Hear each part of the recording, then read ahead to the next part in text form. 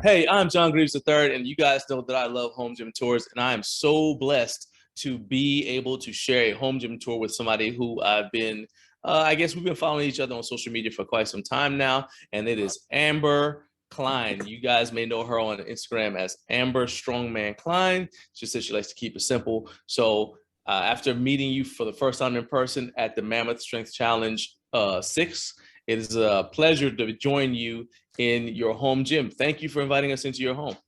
Thank you for asking me to. Oh, it was just so cool. So I really got in. I've been wanting to do this for a while, and then it got solidified in me when I saw you do your interview on My Block Strongest on YouTube, and I was like, oh yeah, I definitely want to check out this home gym because for me it's important because you are a high level. I consider you a high level athlete, and so I think more than just doing a review of this piece of equipment or that piece of equipment, I think is useful. The ultimate review is what an athlete says about the piece of equipment they have in their gym. Not only what you chose to put in there, but how it affected your training, because people who are watching this can say, oh, well, I want to be a competitive strong woman or strong man. And so, hey, maybe I should check that out because Amber says she liked it or whatever. Or Amber said, don't touch that with a 10-foot pole. So maybe I don't need to buy that. You know what I mean? That kind of thing. So we're going to go ahead and just jump right into the tour here. We can start wherever you like. And show me what you guys have. Let me go ahead and turn this to speaker view. Yeah. And that way, yeah. All right, perfect. So now it's going to be on whoever's talking, and I'll try to be quiet until I have a question. Hey, I don't want you to just watch this video. I need you to like, subscribe, and if you're already a subscriber, I want you to join our channel for 99 cents a month so you can help us improve YouTube for the home gym community. Okay, back to the video. So we actually have kind of like a two-part deal in our home. We've got stuff in the basement and we have a lot in the garage. So we've accumulated things over the years. So this isn't something that we just decided like, hey, we're going to go out and buy $10,000 worth of equipment. Exactly. Yeah. So just acquiring things over probably like a 6 or 7 year time span, I believe is what it was.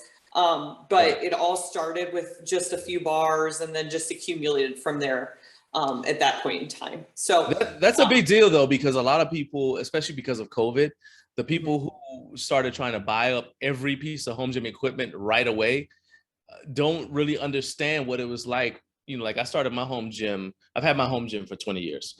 And so it's like, I did it the way you did. I started out with just 2 dumbbells in a box.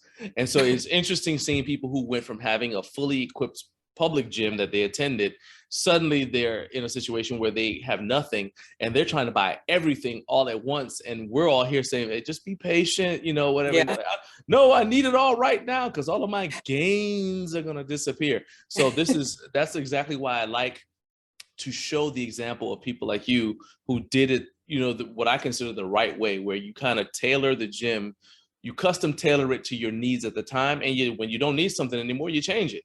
Yeah.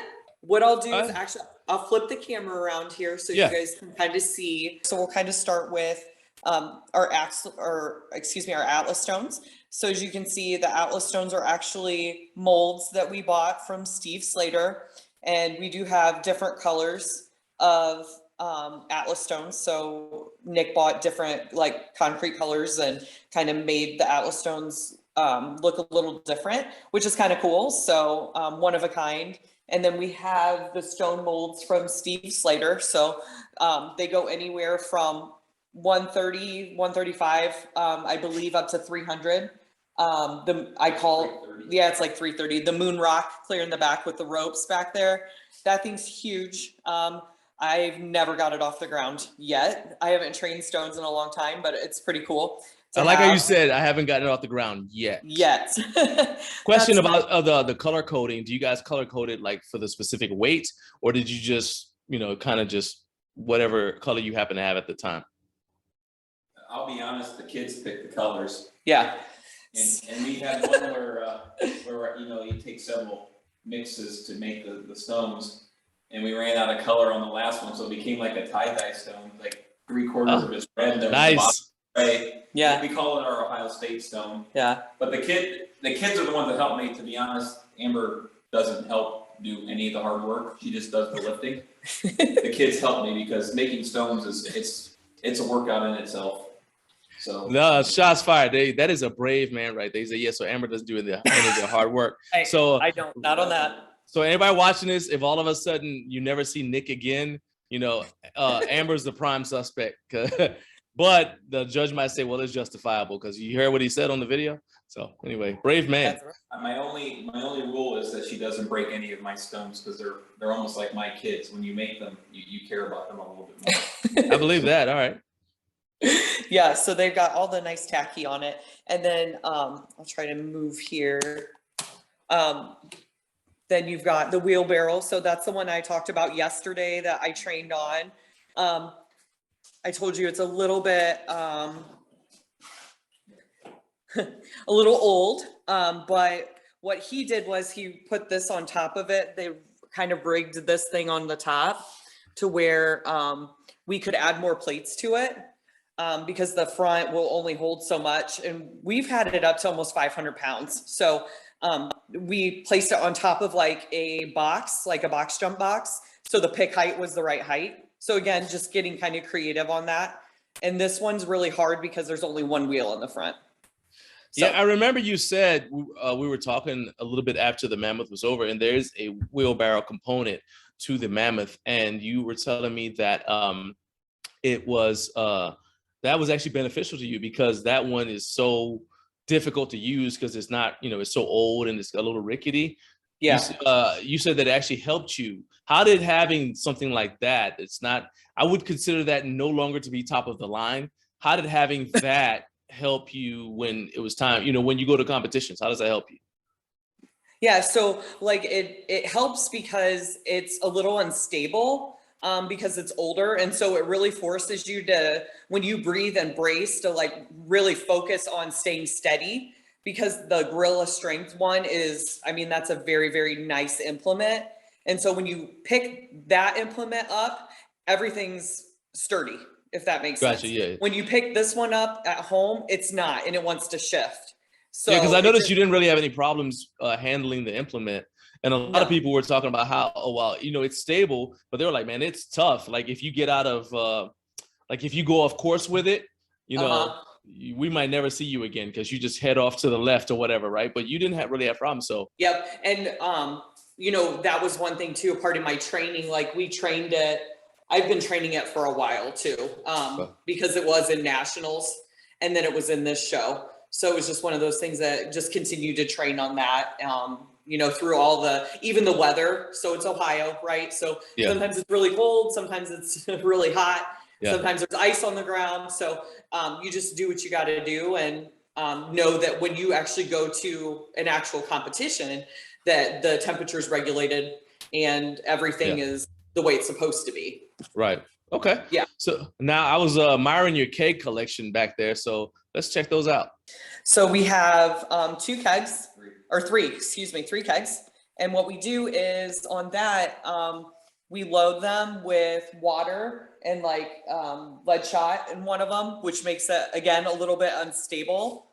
But it makes it good because it forces you to learn how to push press a keg over your head. That's a little bit like the weight's not, it shifts on you versus like a regular keg won't do that in an actual show. So again, it's one of those things like it pays to train at home a little harder because then once you get to the actual show, then it's a lot easier. All right. Is that a service sandbag? It is. So we've got this one, which will be at nationals for me. That's my nationals weight. Or the Arnold weight, sorry. And then we have, it's kind of hard to see, but we do have more back here. There's more, again, it's a little dark back there, but we have 100, 150, the Cerberus ones, like the 175, 180. And then we have all of these too. We have the two Cerberus. We have a 220, a 220, 265, and a 250 Rogue. Yeah, 250 Rogue. Which out of all of them, which one do you like out of the Cerberus and the Rogue? Just in terms of, I mean, I know they basically do the same thing, but which brand do you like the best, just for you personally? Honestly, I personally like them both for different reasons. I personally, think that the Rogue ones, I mean, they're just different. I like them both for their own reasons. Let's put it that way. It pays to have both brands too, because that's what I'm getting at. Is like, if somebody has to make a choice, it doesn't matter which one, but if you can get both, you're saying get both if you can. Yeah, I would, but to be honest, if you're on a budget, the Cerberuses are usually a little bit cheaper. Yeah, and I'm one of their brand reps too, so I get a discount, which is nice. Yeah. So, yeah. And Okay. The Rogues are really nice. They're both really nice. I guess the bigger difference is the Cerberuses are usually in kilos and the Rogues are in. So it kind of works well. You can get one at 100, then you can do the 150 Rogue, but then you can go in between because they're in kilos. Gotcha. And there's some farmers. So those are the Titan farmers. Okay. And then we've got the stone molds, of course. And then we've got it's kind of hard to say. I gotta back up a little bit. The Titan. Yeah. Husafel. Yep. Okay. We have two sets. We got Is that loadable? It is. It's loadable. Yep. You can load it from the top right there. Kind of hard to see, but yep, it's loadable. That is one of the hardest Husafels I've ever picked up. Again, that Husafel at 200, very different than the high temp Husafel that I had yesterday. Okay. That's my Moss Wrestling cob job. I put a 2x4 or 2x6 in between those poles, and you can do a Moss Wrestling if you want to as well. And then we've got the Rogue Farmers, which was pretty similar probably to what we had yesterday, except the Farmers yesterday were super slick on the handles. So it was good that we were able to use straps. That definitely paid off for me, even though it was a little longer for me to strap in. We've got the Titan right there. That is the Viking press. And then two more sets of wagon wheels there. The axle wagon, or the wagon wheels from Titan for that. Yeah, trying to think here. I think it's so interesting in strongman, in strength sports in general, but in strongman especially, you'll have somebody just come up with an idea, because you guys are always looking for cool implements to lift and test your strength on. And I remember when Mark Bell first came out with the, like these wheels, and everybody's like, why do you need a deadlift? He said, it's just a more interesting way to do block presses. Block presses, to do block pulls. And then next thing you know, it's now an event in strongman. Yeah. And like nobody ever really thinks about it. And he just wanted to kind of create something that was cool to use. So I think that's cool. So you say, as far as the farmer handles, you mentioned how slick they were. And I know it's because they've just been painted. And over the course of the day, it looked like they started to get a little bit grittier because people have been touching them. Yeah. What's the number one thing that you like to do? Because you never know what you're going to be dealing with as far as farmers. What do you like to do when you're at home to kind of make sure that your grip is going to be good to go for, let's just call it the unexpected? Yeah. So typically, like if it was one of those things where it would have been like nationals, things like that, I probably would have trained it a little harder. I didn't train it quite as hard this time, per se, but normally what I would do is train both of the two implements that I have. So the Rogue ones are different than the Titan ones, just because one has knurling, one doesn't, and one is front loadable and one is top loadable. And so that makes the difference too. So how do you feel about knurling? How do you feel about the knurling? I like the knurling. Some people don't. Okay. I personally like it because I think it's easier to hold on to. Right. And I'll be honest with you, most competition, this is the first one in 5-6 years that I've been doing strongman that they allowed straps. Wow. To be honest. So now does it not, really so it doesn't chew up your hands? Because it just seems like, to me, that's the biggest danger is like when you have knurling on a farmer handle, it's not like you're just deadlifting it. You're going to be walking, so there's going to be some vibration. It's going to go back and forth in your hand. That's a little rough on your hands, is it not? It is, but that's what you want, I think, personally, because there is going to come a time and a place where you're going to get to an event that the grip part's going to make a difference. If you do any type of, duck walk, any type of non-strapped deadlift, like sometimes they'll do a double overhand axle deadlift, you're going to need your grip strength. Any type of, obviously farmers, normally they do not allow straps. Right. You need the grip strength. Yeah. David Waters said that he was allowing straps because he knew, because they'd just been painted, that they were very, very slick. He's like, I'll let you guys wear straps this time. I'm just looking at it, and I guess that's just my powerlifting background is like, I don't want to do anything that could tear a callus. Yeah. Because then, if I tear my callus on the first deadlift, now, what am I going to do for the second and the third? Whereas True. you guys, because you do a lot of times have the option of straps, I guess it's not as big a deal. So what else you got? That metal thing right there, that is the thing that we put on top of the yoke apparatus for our sandbag throws. Okay. So like when you flip it over, it's just a rectangle type. Yeah. And then we have the yoke already like tagged off on the side of it to show what heights it is. So like 12, 13, 14. And then we put the pegs inside of it on the side to actually like hold it at that height level. All right, let's look at your plates here. You got a mixture of different plates, mixture of bumpers and steel plates, it looks like. Yep. So just how do you make, I know why I use bumper plates. How do you make the determination whether you're going to go with bumpers or you're going to go with steel plates? Yeah, so any type of basically press, overhead press, log press, anything like that, that's when we use the bumper plates. We also have the Titan crash pads. So we use those as well in the gym just to help out with the fact that they're not gonna, we don't want them to crack or anything. And then for my birthday this year, my husband got me the Rogue ones. So we have Titan ones and we have Rogue ones. And I have one set of Titan 55 bumpers downstairs that we use for the deadlift and on the deadlift platform. And it makes it easier when we put the 45s on it then because they slide on easier.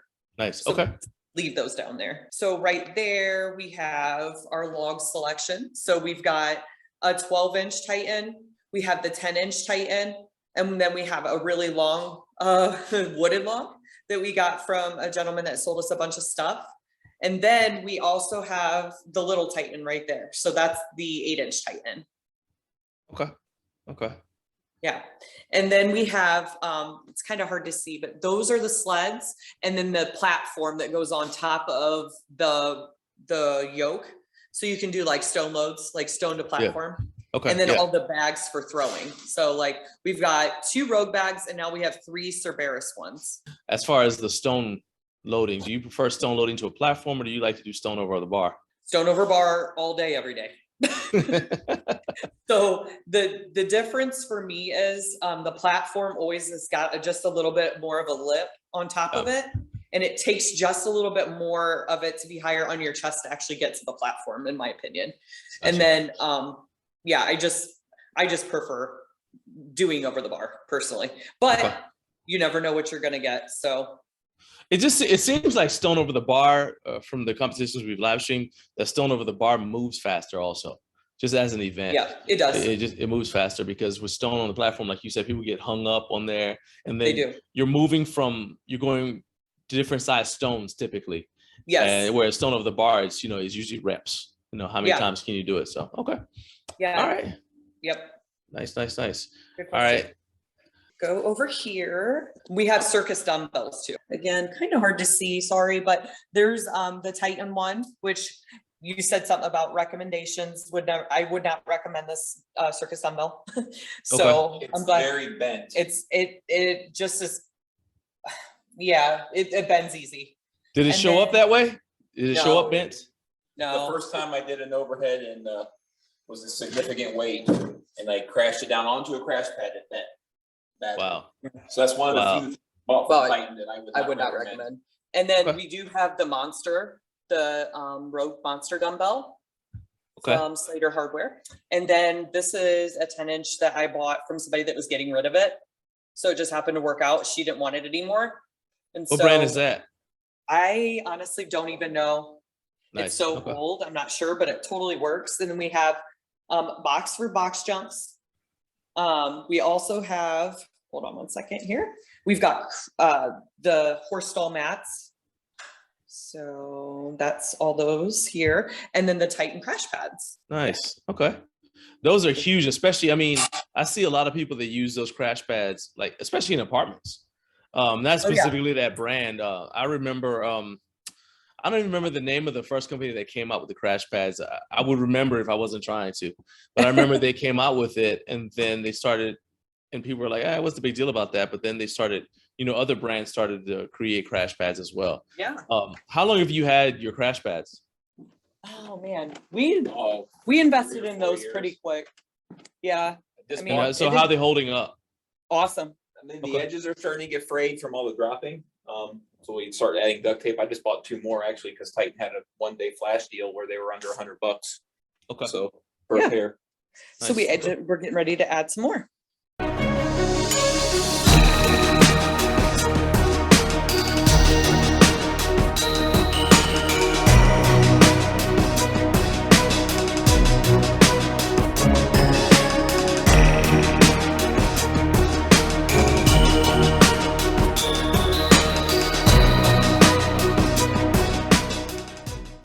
All right, so we've just gone downstairs. We are. All right. As you can see here, we have the west side. Reverse hyper. Reverse hyper. Yep. Yep. Probably one of the best things that we just bought not too long ago. Yeah, the reason we bought the west side is it folds up. Yeah. Gotcha. And it's so much smaller. Reverse hypers are so big. They're big. Yeah, yeah. And they're reverse hypers. So that's pretty much all they do. Yeah. I mean, I get it. It's like space is a premium if you have a home gym. Yeah. Yeah. So I get it. Got the foldable one. I can get up and move it, and it's right next to my teeter hangups for old. It's the old man back machine. That's what I call it. Hey, you know what? I'm a huge fan of inversion. I actually use, again, I have space issues like everybody else that has a home gym. So I actually use gravity boots. But I can always start telling in terms of my gait pattern if it's been a while since I've done any kind of inversion. And like people who've never done it, like they're always scared. But I'm like, man, I'm telling you, it is life changing. You hang upside down, you just start feeling like new money. And I mean, heck, you actually after you've done it consistently, you end up being a little taller because it restores some. Yeah, and you can definitely tell when you don't do it. And I would use the gravity boots, but my fear is if it's after a long workout. I'm getting too old, getting up. Yeah, if no one's around, or and Amber probably let me hang there for a while. Well, especially because you were talking trash about her never doing any of the hard work. So yeah, last scene hanging upside down. That's my machine. The kids and I use it. The kids do it for fun. Amber only does it if she loses a bet or something. She's not a big fan of the blood rush to her head. So we also have that. That is a Titan. Okay, it's a GHD. Yeah.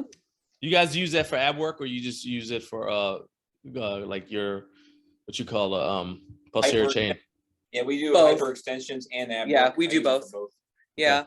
We bought it for the to do GHD sit-ups, but we use it probably more for hyper extensions on our back, to be honest. I got you. This machine here. Now this looks like an original. It is. It's an old lat tower. This was in the basement. I got it when I was 14 or 15 years old, along with the Bowflex is right behind it. Yeah, that's the kind of thing you'd have on like your front porch. It works. Front porch so you can work out. Oh yeah, no, you'd have it on your front porch to work out. Yeah.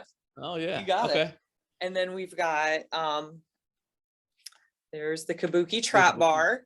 Right. So I would say again another really good buy that we did, and then kind of another wall of bars. So Nationals, USS Nationals had a very thick bar. This is that 3-inch bar. Yeah. I forget too. Strength Shop. Sorry. Chris Vaccio got this with Strength You want to work some grip strength. There you go. And then some more attachments. And then again, another Kabuki bar here. Yeah, this bar is actually my contraption here for to simulate car deadlifts. What we'll do is I forgot about that. We'll put 2 landmines into plates, and then we'll hook this up into the bars. Oh, here. Nice. Okay. And then, so you can do a front bar car deadlift simulator in our basement when it's 20 degrees below. We don't have to go outside and try to do anything crazy. Nice. Some pipe and stuff I got from my work. Yeah. Okay. And I see the Cadillac bar. Yep. And then we've got the Rogue bar. Okay. Football bar, Swiss bar. And then we have that trusty machine right there. The Bowflex. I'm about to say that looks like one of the old school ones as well. It is. It's an old Extreme. It's probably 20 years old. Yeah. Use it a lot for like leg stuff, hamstring curls, things like that, which is really, really helpful. So definitely use that machine quite a bit. And I didn't think we would. Amber wanted me to sell it. I'm glad we didn't. And now that we use it quite a bit, I actually bought the extension pack so we could have more rods and stuff. Yeah. So, yeah. That's the cool thing about the Bowflex is like it doesn't require weights. So No. I mean, yeah, so it's really, if you're limited on space or you want something you just put in your living room and won't take up too much space, you can't really go wrong with the Bowflex. The best thing about Bowflex is a lot of people buy them because they see the infomercials and then they don't want them. Maybe not as much now with the pandemic, but I got mine.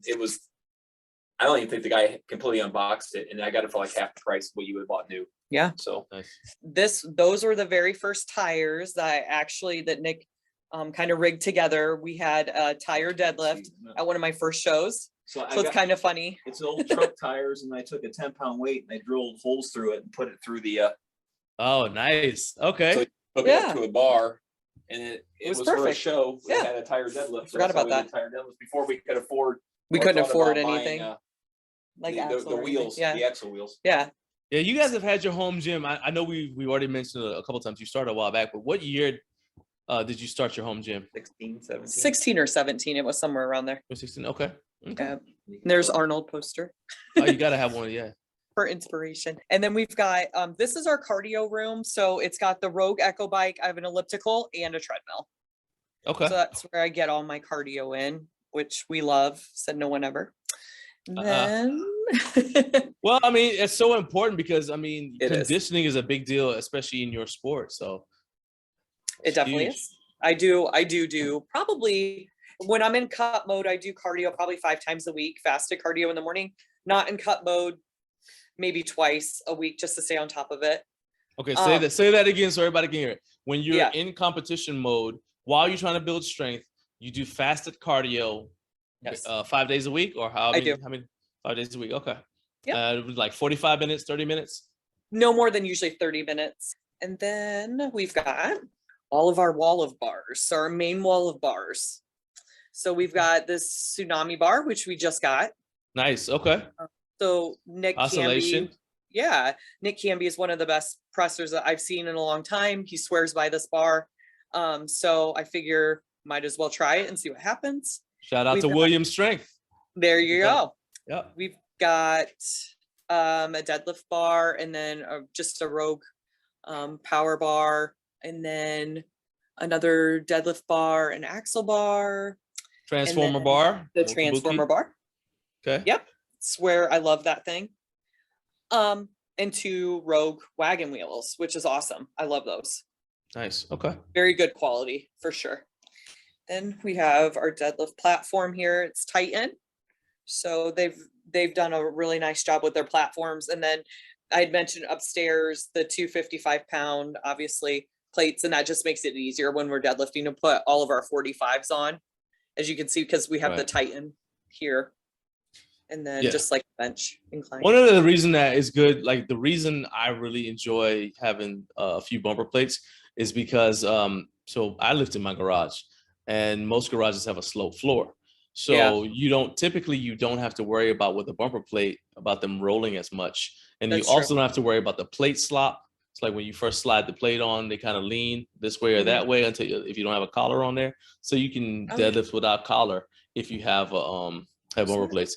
Only thing I don't like about bumper plates is it makes it tough to get a lot of weight on the bar, because once you get to anything over 500, they're so thick, and actually depending on what kind of bar you're using, you may not be able to get 500 pounds on the bar.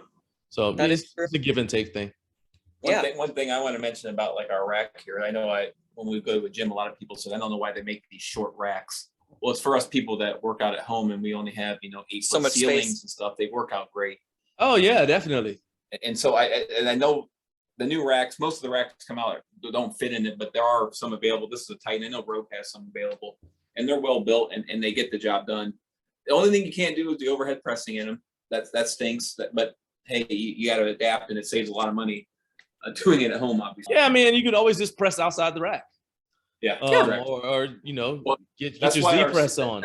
that's why our ceiling tiles are out in some areas of our gym, because I'm 7 inches taller than Amber, so I can press with 25-pound plates downstairs if I have to. So I had to remove all that, which Amber hates before because it exposes our ceiling, but in our floor joist. But I can now press downstairs without having to go outside in the cold if I don't want to get everything set up and let it. That goes right back again. It's like I always say. I mean, I've said this already twice in this. It's like you custom tailor the home gym to you. You know, can you imagine if you went to some public gym and you asked them, you want to, hey, you mind if you take some ceiling tiles out? You know, because that's just, I'm like, what? Who is this dude? Get out of here. And then we have the first rack that we ever bought right there. Okay. We had a gift card to Dick's Sporting Goods, so we got a half rack at Dick's, and we've beaten the crap out of it. I've had to weld the safeties and the things on it many times because it's not meant for the abuse we put it through. But it's hey, I'm telling you, I had a few things from Dick's Sporting Goods that I purchased. They worked well. I mean, I ended up upgrading, but yeah, it's not a bad place to get, especially like entry level stuff. I will, however, in this public service announcement, do not go to Dicks.com. If you're gonna search, you want to go to DicksSportingGoods.com. Don't worry about how I found out, but I'm just telling you, that's not something you don't forget that. That's an important step. It's not Dicks.com. DicksSportingGoods.com. That's right. And then that's right. We got the rackable Titan logs, so that's nice down here too. When I'm doing strict presses and don't want to go outside, there's the rackable log. So I definitely would recommend that from Titan. That was a good buy. I really like it. And then just some old school weight plates down here that we have. And then some of our collars here. And then I have a TRX hooked up here. So I do a lot of TRX work for ab stuff.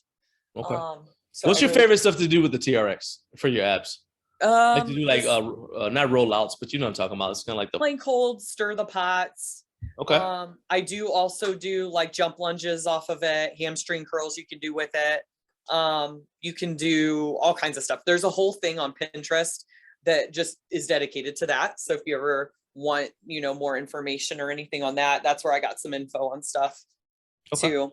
And then we've got the plate loadable dumbbells here. Those are the Iron Masters. The Iron Master. I was going to ask you the Iron Masters. Okay. I only had to do the lottery 7 times. Because it was all the time. Yeah, it was just I wanted to get them, and I didn't want to buy a full set. Yeah. Nice. We don't need it. We don't need it. No. So. And then we have the old school ones here too. I still use those, you know, every once in a while if it's not like a heavier weight. And then that's one of the Titan things that you can hold your stuff on. So it's kind of cool. We put all of our like straps and things on there, as well as I have the Titan weight vest. So that's one thing I really like from them too. That was definitely worth the money. I use that a lot. We have some old school kettlebells here that we bought off somebody, which is nice. And like an old, that's an old school. It was arm blaster kind of deal. Or hammer curl. Hammer curl. I use it for skull crushers. Okay. And then we've got my little Titan thing here, but then all of the resistance bands, a set of chains, and then we've got lots of chains here. So we bought a lot of chains and a bench block because I use that a lot in my training. And then we have again another set of weights, weight tree here. Gotcha. About how many pounds of weight do you guys think you have in terms of just plates? That's a good question. 8,000, I would say a couple thousand. Probably, yeah, because we actually have a set of hundreds too. Right. And then you have weights because nobody wants to go up and downstairs just to go get plates. So you've got plates downstairs and upstairs. Yeah. We started it that way with just a single tree. And when we went upstairs, we carried it up every time and we brought it down every time. Yeah, later for that. That's cardio, which we already discussed about we're not liking. So yeah.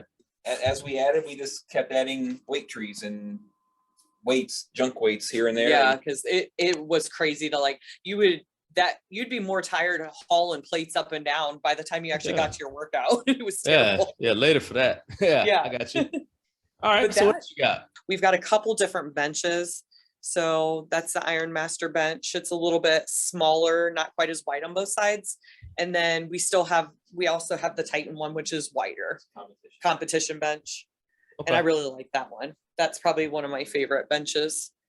And then really, I think that's it. I mean, we have a lot of stuff, just a lot of different So let's go at it from this angle, because somebody watching this is curious about strongman, and they may want to get into it. And as I said again, you are a high level competitor. You just placed second in a very tough battle. You guys can if you guys check out that live stream, you'll see you had a very tough battle, and your conditioning showed too, because you didn't do as well on the first event, but by the end, you were just kind of steady. We actually were talking about it. It's like you stayed steady, you kept on, and you, next thing you know, you're in second place at the end of all of it. So let's say somebody's watching this and like, hey, Amber, give me some advice. What's the number one piece of equipment if I want to start training strongman? What's the number one piece of equipment you're like, okay, go ahead, and you need to get this now, and you need to put this other thing on your wish list and buy it as soon as you can?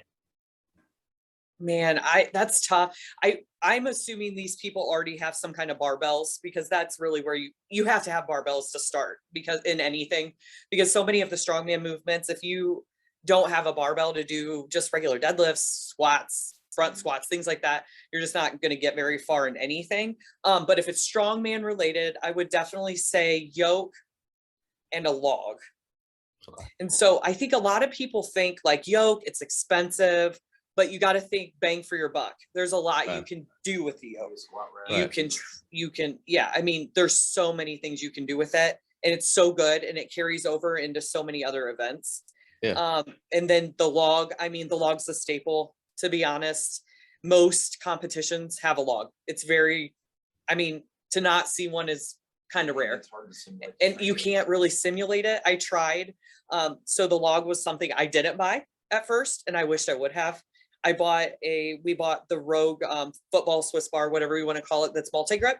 Yeah. And you would think, oh, I'm just going to train that, because it's got the same type of handles when you flip it back, but it's not even close, because you've got to learn how to really roll that log up your front and get it to sit on your chest. And you can't do that with a Swiss bar. You get to do like a Viper press. Yeah. That's I can't even, like, how would you do a Viper press even with one of those Swiss bars? That would be so uncomfortable. It's very uncomfortable. Yeah. Okay. You kind of hit yourself. Like, I don't know. And if you, on a log, it's just more natural for it to sit there. So that is one mistake I probably made that I would change if I could now. But I always tell people yoke, log. Those are like the two main staples. Maybe a sandbag. Eventually too, then a sandbag's good for training, like conditioning and training and things like that, because there's a lot of things that sandbags can simulate too. But those would be my top things. All right. Now, normally I don't do this, but because you are a rep for Service, and they sell the throwing bags, they sell the sandbags. If you have a promo code or anything like that, you can give it to me, and then we'll put it in the description for this video. That way, if anybody's trying to just, grab, go ahead and start outfitting their stuff, or they want to add to their gym, they can go ahead and do that as well. But I appreciate you guys giving us this tour. If somebody wants to follow your training, keep up with you, maybe reach out and ask you another question, how can they find you on social media? Yep. So on Instagram, it's Amber Strongman Klein. It's very, I keep it simple, like you said. So my last name's Klein. So I feel like a lot of people spell it wrong. And then on social media, Facebook, I'm also Amber, and then Ray, RAY hyphenated KLEIN, Ray Klein. So that's how you can find me on social media. I don't do a whole lot on Twitter or Snapchat, to be honest. And then that's really it. That's where I'm at.